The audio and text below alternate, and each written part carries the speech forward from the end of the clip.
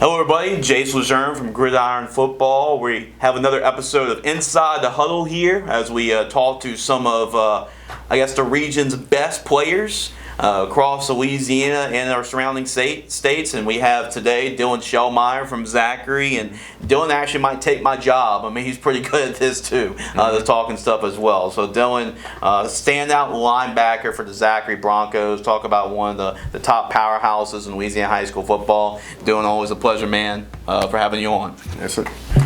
So Dylan, let's go and talk about it. But off season, your senior season coming up. I mean, it's only one of those, right? You only get one of those senior seasons. So how you were really approaching this off season, knowing that this is the big year, right? This is obviously, with it being the last year, I've been approaching it very aggressively with all intent to do everything I can to win this year. That's just the bottom line. Come into it head first, do everything you can this senior year. Yeah, just leave it all on the floor, right? Leave it all on the gridiron, right? Put it all on the line. Put it all on the line. Nothing to hide, right? Mm-hmm. So coming off a really good year, your junior year, right? You made all district last season. Yeah. Do you remember your stats from last season? What was it, like 72 tackles, and I had like a couple. I think I had one or two pass deflections, But overall, last year had a pretty solid year. I think I had maybe 12, maybe 11 tackles for loss. Mm-hmm. So had a pretty solid season. But this year coming in, we want to take it up another step. Instead of 75, get up to 90 at least. Mm-hmm. Okay. I feel like that's the goal for this coming season, because I think last year was it was a great year on a personal level, but it just wasn't good enough in my opinion. So I just think this year is going to be better than the year before.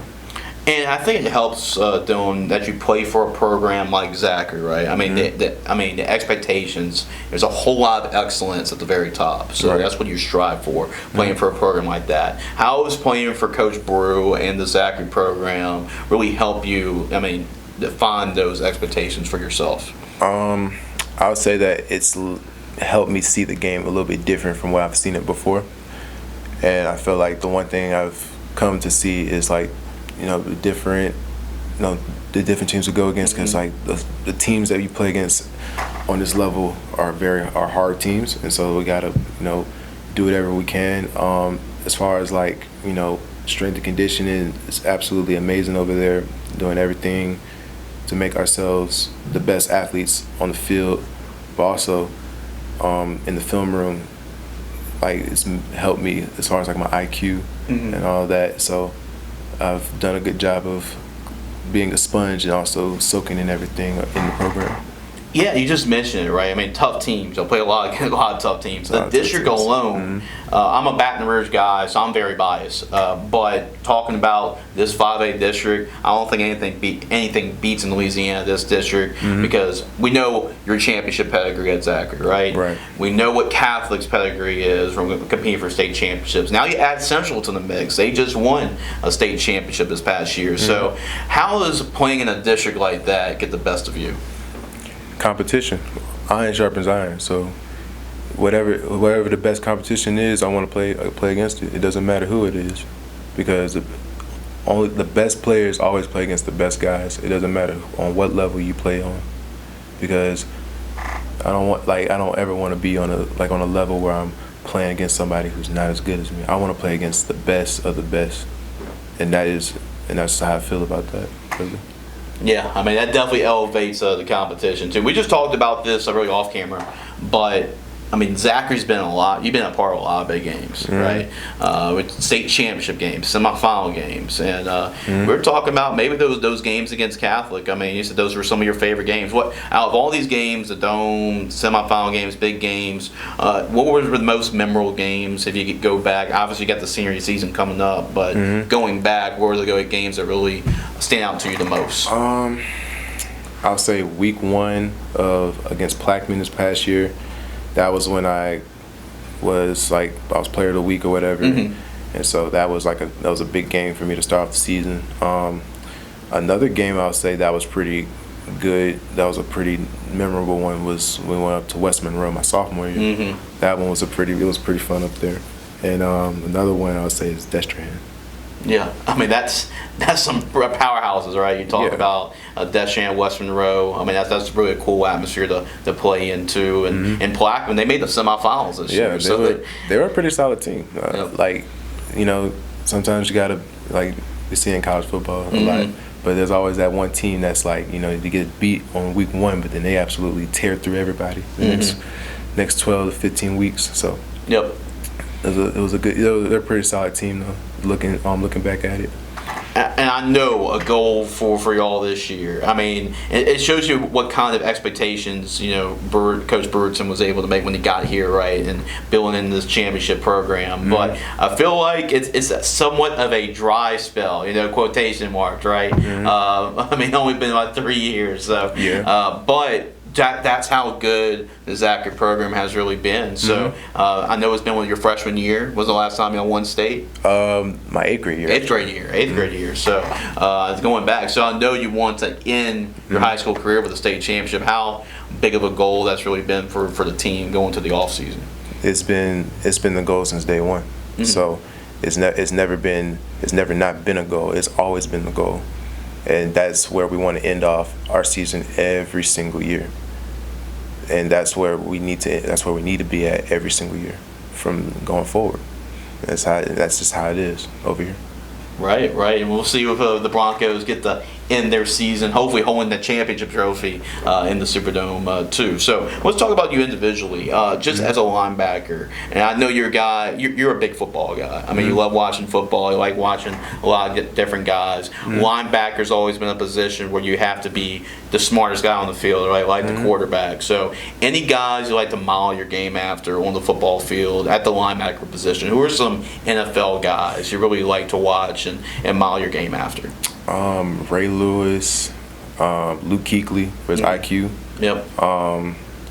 Demario Davis, and a little bit of I don't know, kind of like the edge guy. I don't know. I'm trying to think. I would say Michael Parsons. Michael Parsons, yeah, he's a good one. Yeah, he's a good one. I know the Giants. We were talking about the draft. Abdul Carter got drafted by the Giants. He's gonna be a good one as well. Abdul Carter's gonna be a beast in New York. I can feel it. Speaking of beasts, let's talk about yourself and your play too. What, as a linebacker, what do you think is the most you bring to the table? What are the biggest strengths to your game? The biggest strengths to my game is, my IQ, how physical I am at a point of attack, and just how I carry myself on the field. Because one thing I know is can't have nobody who's soft on the field. You got to be physical at all points in the game. It doesn't matter where, what point in the game you're in. It doesn't matter if you're on kickoff return. It don't matter if you even just playing, just being a punter or whatever. You have to be physical. Oh yeah, for sure. I mean, it's a game of football, right? I mean, you have to be physical. You have to. What's that extra element? I'm sure you got a couple of offers, and we're going to talk about that a little later. But I'm sure college coaches have talked to you about your film and everything. What is the one area to your game as a linebacker you're paying the most attention to, focus to, and trying to improve and get better at? The IQ. The IQ is I think the best part, or that's like the point that I'm trying to get to, where I'm having the best IQ on the field, where I can see, okay, I see this formation, and watching film or whatever, they're probably going to run this play, these 1 or 2 plays, maybe 3. So, that's like the one thing I've come to do better at over the last season, but also in the last months after the season, in the off season. I've been trying to develop my IQ on the field, and that's something that will play a role this coming spring and also this coming season. For sure. And I know that you are a senior leader, right? You're a senior captain, and going to the year. I know the biggest part, I know we're just getting into spring. Spring football's next week. Next week. As we're recording this. So as a senior leader, what is your message in making sure you're keeping your team most accountable as we go through spring and summer, and the behind the scenes work that nobody gets to see, right? Just making sure everybody does their job correctly, even the guys that are even younger than you. Make sure you be a good example for them, and make sure they do the right thing, whether that is on the field or off the field. Because I know you got guys out, you got younger guys that that think they big and tough and all that stuff. But guess what? You gotta have to be a leader and be a mature person to lead them to the right places, as far as it can be on the field or even off the field. So be a good influence all around is where I reside when it comes to that. And I can tell that you're very mature, kind of beyond your years, and being that linebacker leader. I mean, it just oozes off of you, sure. What's been the off season been like? I know we talked a little bit about 7-on-7. You're involved a lot with 7-on-7 with Cream. We got a chance to talk to you at our 7-on-7 as well. But how was that aspect, 7-on-7? We talk about quarterbacks and receivers, how a lot of times they really take advantage of that. But for yourself, though, the defensive aspect of it, how you take advantage of 7-on-7. So what I do when it comes to 7-on-7, I look at the different, the one thing about 7-on-7 that's great about it is there's no lineman, so you can see just about everything. Yep.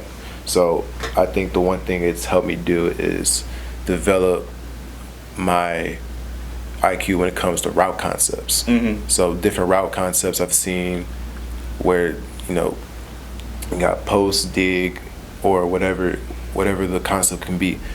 It's been something that I've used as a tool to help me develop my IQ in the pass game, and so also it helps me in the run game too, especially because there are a couple of tournaments that they'll run the ball or whatever and try to run RPOs or whatever. So I've come to also develop that aspect, my IQ in that aspect. Yeah, and definitely that carries over, and now you're getting ready for another spring and to go to summer and everything after that too. How long have you been playing football? When does this go back to? This goes back to when I was about 5. So 5 years old. 5 years old. So I was playing. So 2013 was my first year. Okay. Were you always linebacker, or were you a different position? I was playing O-line, D-line when I was 5, but when I got to 6, when I was 6 years old, I was playing linebacker from then on. Okay. What do you have to tell, if you had to go back and tell your 6-year-old self, right, just getting started in this, what was the one thing you would I guess give them advice, your 6-year-old, 7-year-old self just starting to play football? Said you're going to make it. You're going to make it, regardless of what everybody else is telling you.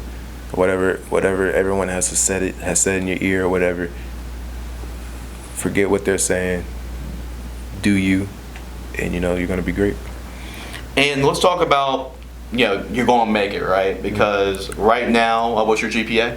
3.2. 3.2 for sure, definitely qualified, and you've received a couple of offers. So talk about the offers you received so far. So right now, I really have one right now from Lamar University in Beaumont, but I've gotten interest from a few other schools. So those schools being South Alabama, UL, and Nicholls State. So I've gotten some interest from different schools across the state, but also outside the state.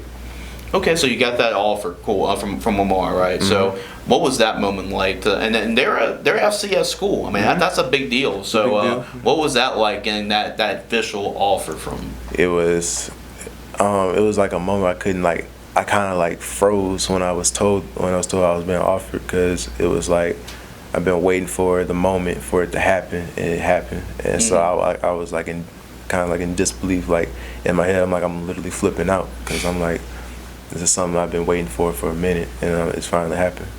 What's been the conversations been like with the Lamar coaches, and what did they really see you in their system? So far, we've had pretty solid conversations, just talking football or whatever. When I went up there a few weeks ago, the one thing I would say they were very impressed with was my IQ. So that was something that they were very adamant about when they talked to me, because they had a moment where we had all of the players, they split up into a film session, and in my position group, I happened to have the best IQ out of all of them. So that was the one thing that really stood out about me when I went over to Lamar. So And also, I love the facilities over there, and they just have a great coaching staff, and they're all about football. And you've been receiving interest, right? That was the one official offer, but you've received interest. Those schools showing a lot of interest in you. Mm-hmm. How many of those college visits you've been taking, and is there a college that stands out most to you so far? Just based on maybe facilities or just going to see their campus.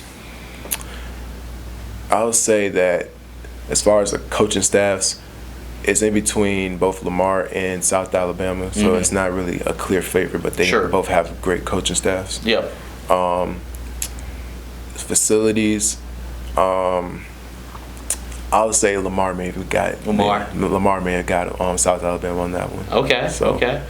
But you know, they both have great teams, great coaching staffs, and you know they're still like. One thing I've come to realize that they're both teams that they're trying to pull their way back up to the to where they were before. So, and one trying to pull themselves in, like in competition with everybody else. Because this past season, I can say that I looked over a couple over both of these teams, and they have pretty solid teams. And so I'm like, okay, so I know what I'm getting myself into, who I'm going to, because at the end of the day, I really just want to play football. I want to play football, but also get my education at the same time, going to college. Yeah, that's really important. The Southland Conference is a great conference. I mean, I've covered it. I've called games on ESPN Plus for Southeastern, and I've covered all those Cole Kelly teams and Cam Ward, the #1 overall pick. A lot of people forget that he's from the Southland Conference too. He played at Inquiring Word, so it's a really great conference. Really great, a lot of great schools like Lamar. Now, I know there's always these dream schools too. Right. So, any schools this year that you're like, if you get an offer from them, that would be like the coolest thing in the world. If you get able to get an offer from those schools. I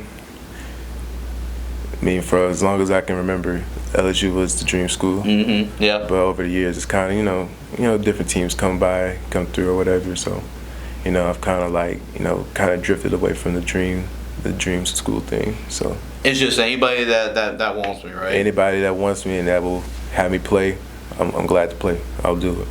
Doesn't matter distance, like Washington State can call you up and want to offer you, and doesn't matter. I'll play. That's what they want to hear, right? They want to hear somebody that's willing to go wherever to play college football, for sure. And just also let's just talk a little bit about what do you like to do besides football, right? If everybody knows about you as a player, but just off the field, anything you love to do, hobbies, anything we get to know about yourself besides the player. Play video games like everybody. Have fun with friends. Go outside a little bit, walk around. Just enjoy what I have around me sometimes. So that's what I've really like to do, really. It's great to also play for a school like Zachary, right? Because you can go and these guys they made it, right? I mean, Chris Hilton is playing at LSU. Trades Green, I talked to him a couple weeks ago, and he's at LSU doing this thing. So how cool is it knowing that though a lot of those big schools can come and see you because they know about the brand, they know about Zachary? I feel like that was I think it's the best thing to have, that you have guys that went to go as high as to play at the Power 5 level that can put some information to a coach and say, hey, this guy over here at Zachary High, take a look at him. Because, we've had, for the past few years, we've had a great pipeline coming from different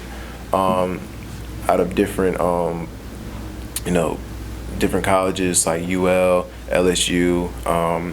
The last few years has been South Alabama a little bit too, and so we have different pipelines coming into Zachary. So anybody can put in a good deal of word for somebody, and then a school will be on their radar. You'll be on their radar as soon as possible, as soon as someone's been told that that you are there. Okay, well, let's go and look at the film room, right? Let's go and look at Dylan's highlights from last year. Now, we're not going to look at the 15 minutes of highlights, but we're going to definitely look at a lot of plays because he definitely made a lot of plays last year. So, let's see here. Is this Plaquemine? You're talking about the Plaquemine game? Mm-hmm. So this play in particular, like I was just like this game in particular, I just had a great bit of energy. I was just like first game of the season, absolutely stoked. This play in particular, set up in a 9-tech, set up in 9 technique, out wide. I think it's about third down. So third down, and that play in particular, it's a drill that we worked a lot at practice during that time. So that was something that I was like, you know what? Coming into one of the games, you got to use that. You got to use that that drill and use it and take it into your arsenal and use it. Yeah, you talk about your IQ, right, high IQ guy, but hey, I'm gonna be a playmaker, right? I'm gonna go sack the quarterback, get off the edge, and and the good players they get the sacks, but the great players they force the fumbles and make plays like that. So and that's what he did. And Nico, he's a pretty good quarterback over there for Plaquemine. So all right, let's go look. Is this Rustin? This is Rustin. Yes. This play in particular, bobble snap. And so the one thing I come to realize, even if he bobbles a snap, do not wait on him to make a move. You have to pursue him immediately. Doesn't matter. Doesn't matter if he doesn't have the ball yet. Take him out immediately because hey, you can even make the tackle, but also make him fumble too, because he's already rattled in this one moment. And so, when you have the opportunity to take down the quarterback, take that immediately. Okay, so we see you get in the backfield pretty quickly and making some plays on some quarterbacks. So looks like we have an option team here. Karen Crow. Yep. Coming off stopping the run. Stopping the run. Yep. You got to be all around linebacker, right? Yeah. That play in particular, we stopped him right there. He couldn't get the dive, so he had to bounce it outside. So that gave me enough time to get run to the other end and make the play or whatever. So that so the one thing that's also a great thing about me is that I'm a sideline player. So it's never going to be just if it comes to his side, he's not going to he's going to make a play on his side, but he's not going to go to the other side and make the play. But that's the one great thing about me is that I'm a sideline player. Yeah, for sure. Because you talk about sideline to sideline, now you're lying pretty much outside right here on the very next play. So you're in the box, you're lined up outside, you're lying pretty much all over the place. This is Plaquemine again. Yep. And this play, just staying to what I know, just knowing that this is my gap, the C gap is my gap. Just stay outside. He ended up bouncing the ball outside and ended up making the play. Really did. And then this is Catholic. Against Catholic. Yep, had Zachary right here. Yep. With a pistol formation here. So this play right here, this play in particular, so right here so we call this the technique the spill technique. So and I end up. You pretty much bottled that play from the start. I basically bottled the play up. So basically going inside of this. So blocking down, so I get a down block from the tight end, and then I spill whoever's coming in, spill the puller, and then you basically make the play from right there because you got a linebacker coming from behind and making the play from behind, setting the edge. That's it. And just looking back at the highlights, I realized how many good offensive players y'all played against. I mean, this is Opelousas. They had a really good running back, Deshaun Ford. Yeah, so this play, kind of similar to what the Rustin play was. Don't wait for them to make a move. You have to go ahead and pursue the ball. I mean, you're really comfortable off the edge. I mean, is that your favorite position kind of to line up on the defense? So this play, can't really see it that much because it was raining. But Central looks like. Central. So this play in particular obviously I had to play on the edge. So we're playing like our base coverage right here. But also, this play was kind of like and you could say I wasn't supposed to do it, but it kind of improvising. I had to improvise in this play, but it was a perfect way to make a play. So even though sometimes you may mess up on the field, the thing I've come to realize is that you can't think too much on the field. You have to just do it. And then the mistakes that you have to fix, you'll fix on the sideline or whenever. So this is against Scotlandville. This play, don't let the zone read. You should have just handed it off on this play. This I would have. You should have just handed it off. But I would have. This play in particular, we had, as soon as I saw that he had the ball, I just like shuffled outside, keep the edge, and I had another linebacker coming in, Tyson Kimball coming in to make a play. So that was. And you waited on it. It wasn't like you just went and attacked it. You read the play. I waited. So this play. Against Blackman, that was a game that you really good game you had. Yep, and then so he bounced it outside. This play, so same thing like earlier. So let's see. So they run. So they're gonna motion the guy back over. So I come down the line. So they end up running like a little, a little counter. So just coming off the backside and making the play. So this play is against Sam Houston. Yep. So basically, box technique. A puller comes through. You gotta take on the puller, but at least like. And take at the level of the ball, because you take at the level of the ball, the ball's going to be right there. You able to make the play. Yeah, and this next play, I mean, you're pretty much right there on the play before the running back really even got the ball or even any momentum. So, and we'll look back maybe 2 more plays here. This is you off the edge. It's Karen Crow. It's Karen Crow. Yep. Ball that play again, and then we'll do it one more. Let's see what we got on this next play. This will be the last one. It just comes to an end. There we go. So this is Acadiana. Might as well. That's a good way to end it. Acadiana. Same thing right here. On the option. Run the play down. Yep, run the play down. So, and I noticed that a lot of your highlights. And we went back and looked at that. You're making plays from the opposite side, and you're making plays and tracking guys down. That's really impressive for sure, and it shows you your hustle, right? I mean, you're going to be a high motor guy. You're not going to give up on any play. Never. That's for sure. Well, we're going to take a quick break. When we come back, we're going to do this fun segment here. We're going to draw some stuff on the board, have some fun. But you're watching Inside the Huddle here with Dylan Shelmire. Am I the only one that didn't know Tamara Cleans supports gridiron football? At Tamara Cleans, we don't just clean, we care. Proudly serving Baton Rouge, our team delivers top-notch personalized service with a smile. Both home and office, we have you covered. From routine tidying to deep cleans, we make your space shine. Plus, we're huge gridiron football fans just like you. Mention you saw this ad on Gridiron Football and a get special offer, so why wait? Call us at 225-287-4761 now. Tamara Cleans, your trusted local cleaning partner.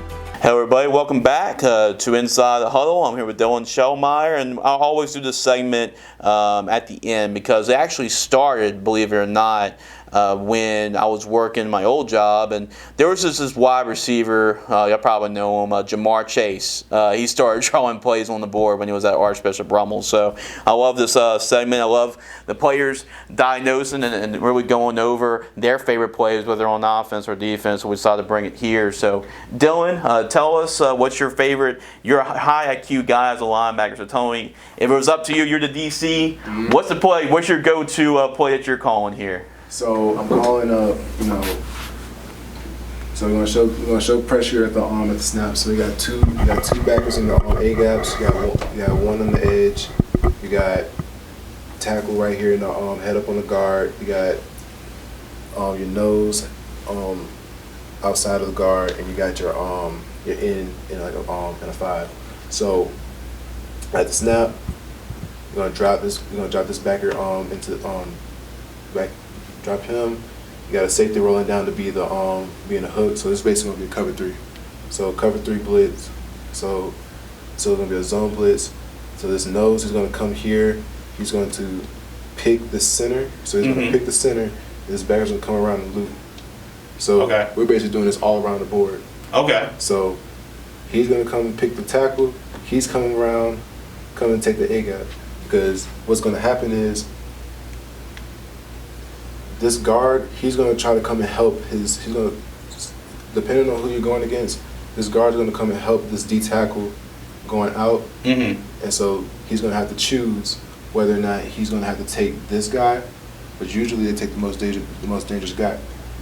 So there's a chance that he's either going to get blocked, or there's going to be a chance that he comes unblocked, or he's going to come unblocked right here.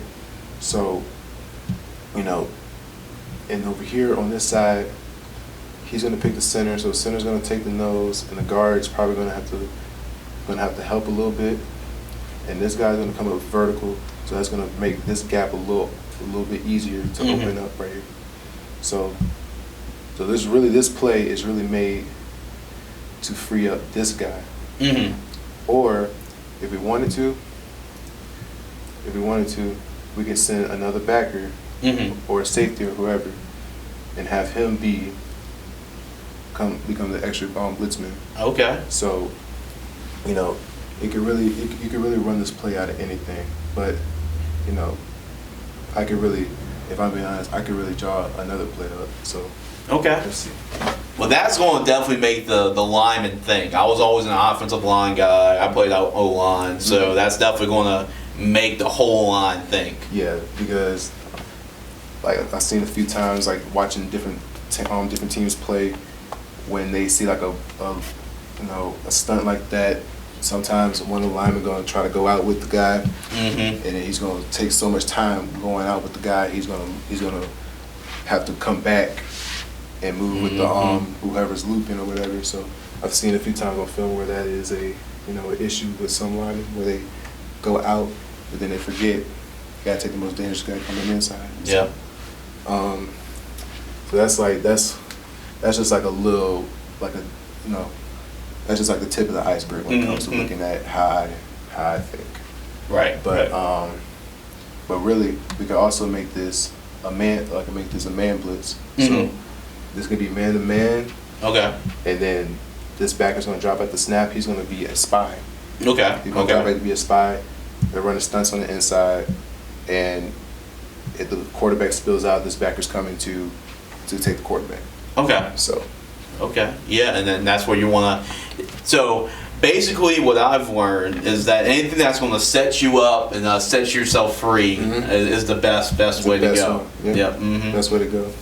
But also, I've come to realize that with some teams, like because I know in high school they got everybody runs man to man in high school.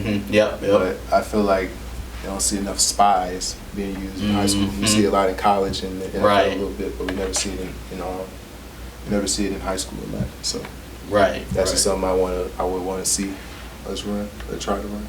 And you like playing that spy role when you get the chance, right? Yeah. Especially against an athletic quarterback when you be spy for. So because I know I have the speed and the agility to keep up with certain guys. So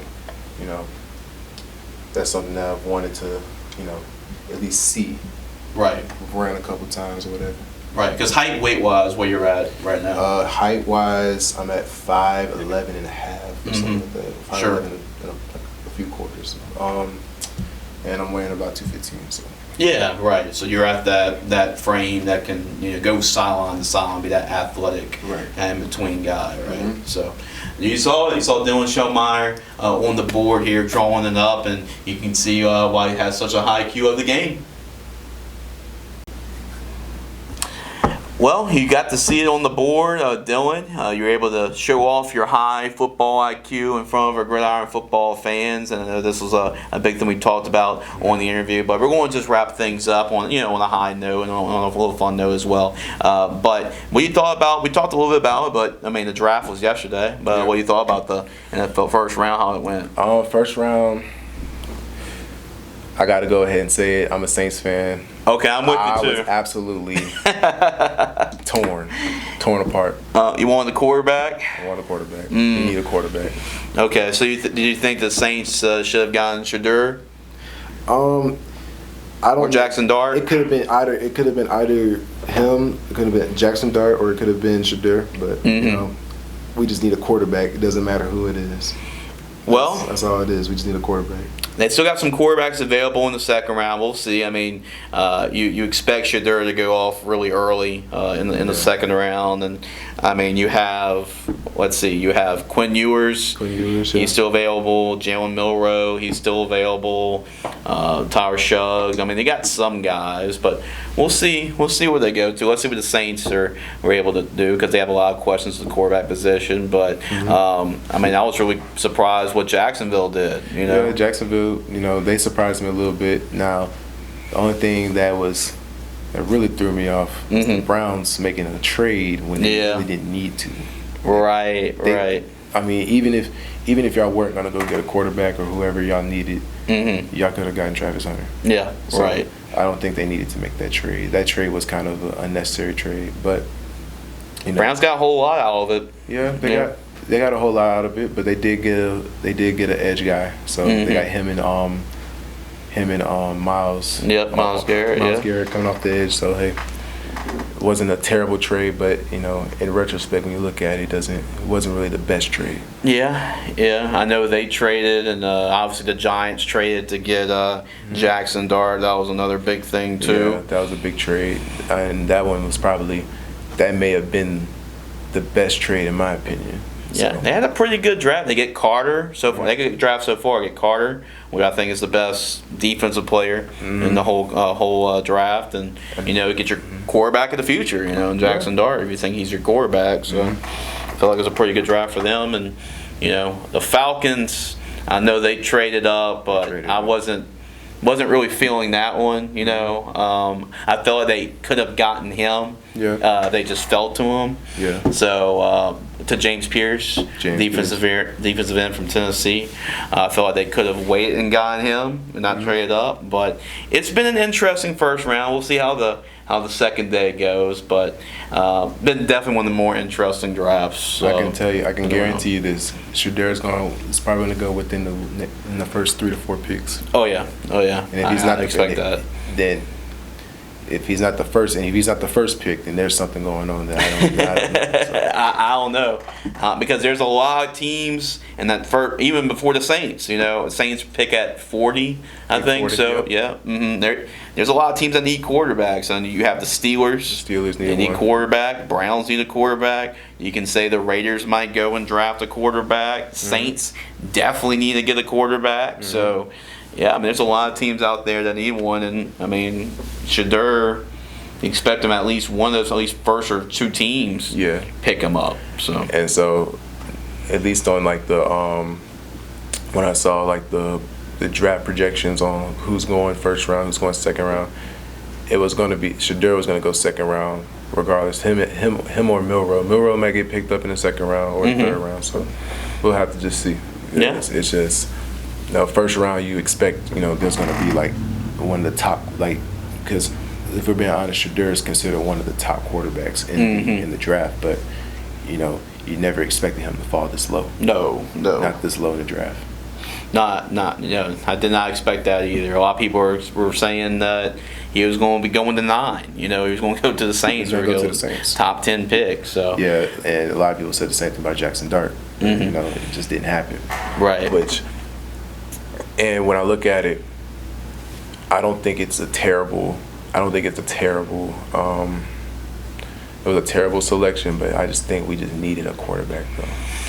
Yeah, well, the Saints need a lot. So it's a lot of different positions they need. So you get a really good tackle there to shore up your offensive line, and Kevin Banks. So we'll see how that goes. But Dylan, going back to wrapping things up here, just why do you enjoy the sport of football so much? Just wrapping things up. It's fun. I get to meet new people every single time I get to play against a new team or whatever.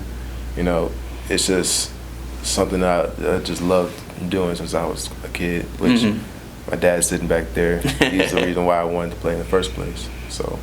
Talk about your dad a little bit. I know he's here watching us and watching the show and everything. So give a shout out to your dad and anybody else you want to give thanks and give a shout out. Shout out to all my coaches, all my teammates. Whether I was playing Little League or going into high school, don't matter. Everybody get a shout out.